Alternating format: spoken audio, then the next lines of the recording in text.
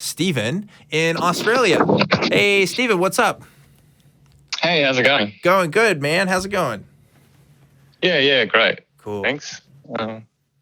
Awesome. So what did you want to talk about? I see censorship of atheism in music. What's up with that? Yeah, it's a bit of a weird one, but I thought it might be an interesting story. Yes. It's the only case that I've ever seen it. I'm not sure if you're familiar with the group called Mobb Deep. Mobb Deep. I'm not sure that I am. I know Mobb Deep. Okay. Oh. Okay, great. So one of the members of that group, his name was Prodigy, and he was born with sickle cell anemia, which meant that he was in severe physical pain, almost like 24/7. And he actually passed away with complications of that. But he did a song called Pearly Gates with 50 Cent. It was one of the songs that 50 Cent said it was the only time he regretted not telling one of his artists that he collaborated with what to do, because Prodigy, because of his, severe physical suffering, had a pretty strong atheistic position. Interesting. Yeah, the lyric, it's a kind of gangster rap song, so it's full of, very offensive lyrics, none of which are censored, except for the one part where he actually, I guess, goes against God. Yeah. Do you know the actual lyric? Yeah, I just had it here, and I thought it's fairly interesting. So the song's called Pearly Gates. It's about, I guess, when you get sent up to heaven and talk to God. Yeah. So he says, if I go to hell and you make it to the pearly gates, tell the boss there that we've got beef. Tell his only son that when I see him, I'm going to beat him like that movie, which is, I guess, a reference to Passion of the Christ or something like that. Oh, yeah. Okay. Wow. Damn, that's pretty brutal. He says, and I'll do it basically for leaving us out to dry in straight poverty and not showing me any signs that he's watching over me. Ooh. And it goes on a little bit more than that, but I just thought it was interesting. So there's an uncensored version of that song, and then the version that's on the album, all of that part of the song is muddled and reversed, so you can't actually hear what he's saying. So I just thought it was interesting. That's weird. Do you know when this song was released? I think it's a 2006 song. Okay. Interesting. Yeah. So I'm trying to see if this was even before, like the kind of quote unquote new atheism stuff that started in like the mid 2000s and stuff like that. But yeah, and so they censored that, but not all the other stuff that you hear in that song. I guess I guess I wouldn't be surprised if I'm like a label executive, right? And I'm hearing lyrics right there. I could definitely see how people could like protest or, boycott the album or something like that for making, lyrical references like that. Yeah, I think it also shows, it's just an interesting case of where someone's life experience forms their beliefs. So because he had, this condition, he was being told by his peers, there's a loving God that believes and cares about you, while he's, sitting there suffering in pain. Mm-hmm. Yeah, and it's so interesting to see how Christianity has affected the rap industry in some different kinds of ways.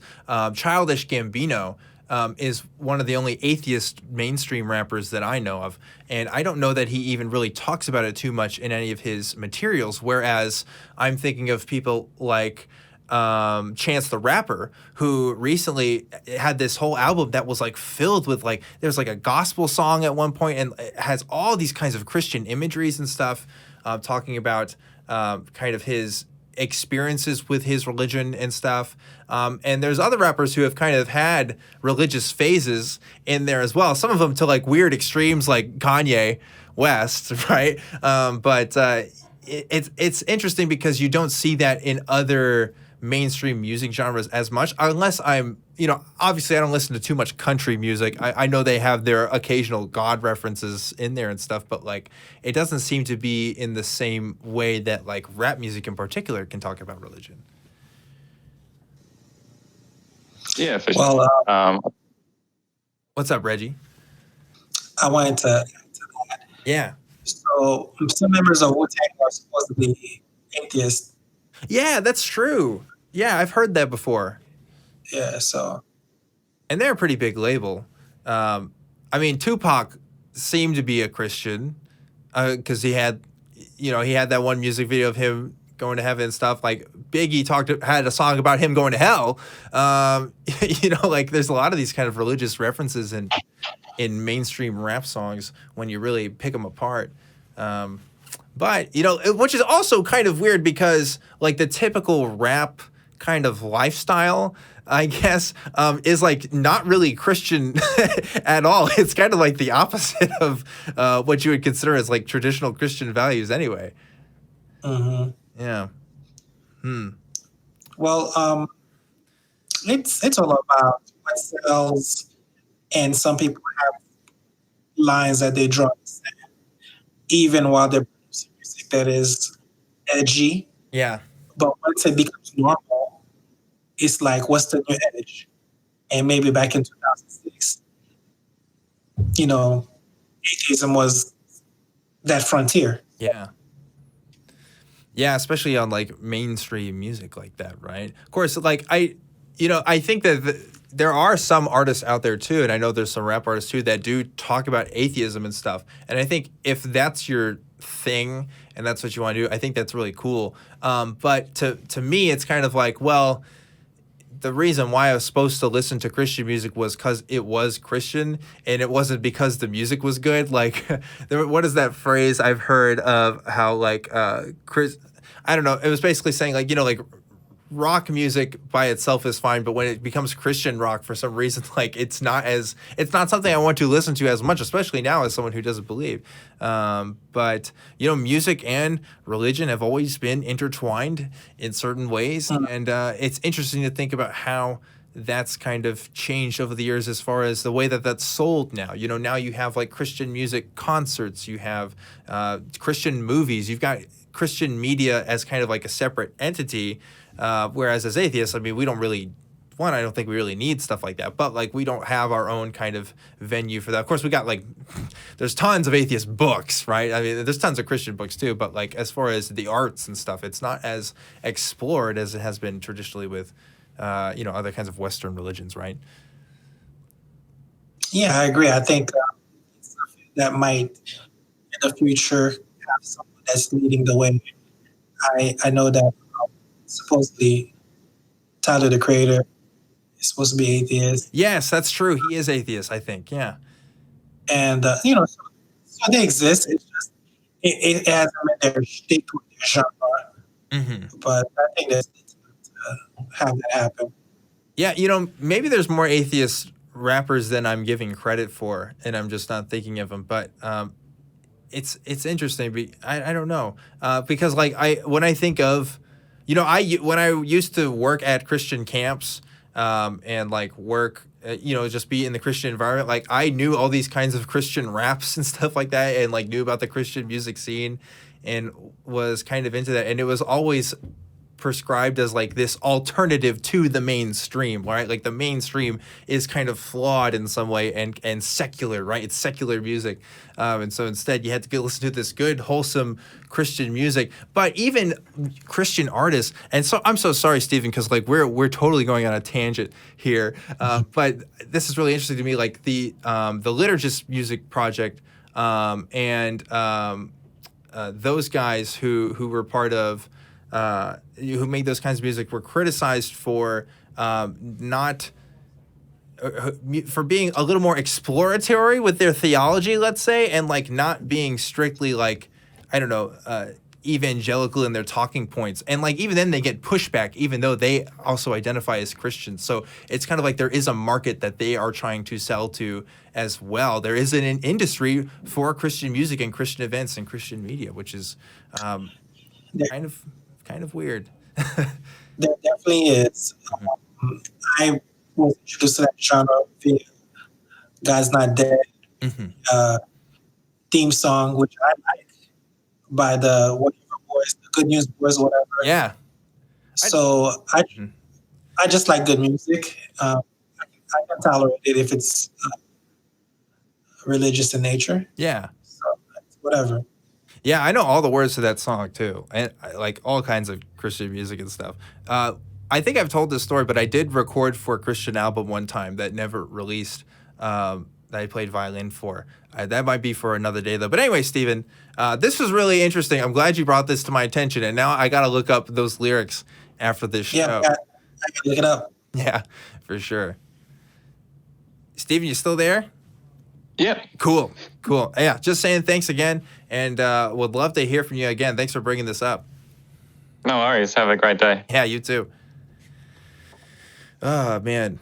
I'm tempted to, like, belt out some more Christian rap lyrics like I did last time, but, the copyright strikes and stuff, we want to avoid that if we're going to be on YouTube, right?